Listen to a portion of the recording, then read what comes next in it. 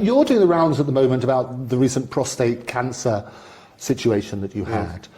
Talk to me about how that first came about in terms of your discovering it.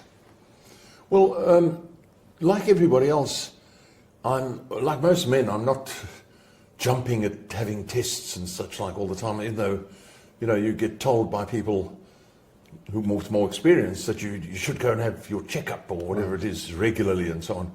And I, in fact, do that with my sons. I'm quite often saying to them, are you sure you're getting checked up regularly, Yes. As their dad, that's what I'm concerned about. More the sons than the daughters, really, because of the stressful lives they seem to have. But I had to go for a cardiological checkup early last year, well, about the third month last year, February, March.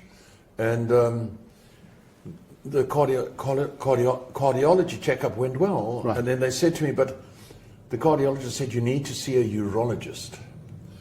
So I said, all right, well, okay. And this woman arranged for me to see someone she recommended.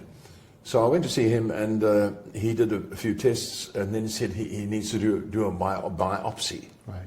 Because it doesn't look right, or he's a bit worried about something. So then he did this biopsy, and then after the biopsy, he said to me that the right side of my prostate is cancerous. Right. And it has cancer cells, and it's called adenocarcinoma, right. Beginning cancer. And how did they break that news to you? Was it subtly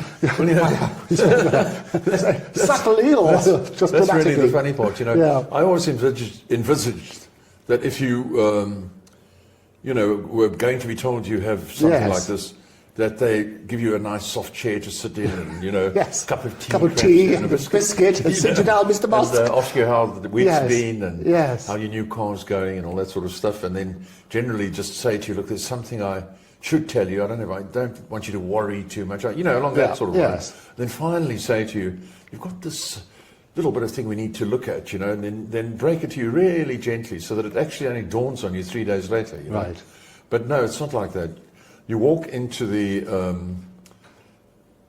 specialist's rooms, and before you even sat down, he says to you, "You got cancer."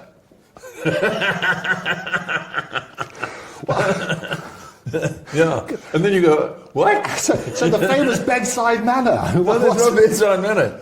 So I did talk to him about that afterwards. This joke, he was rather nice. Yes. And he said to me, look, he has so much of it. Right. That it's really an everyday thing for him. So it's yes. It's an everyday thing for him, but obviously not for you. Yes, no.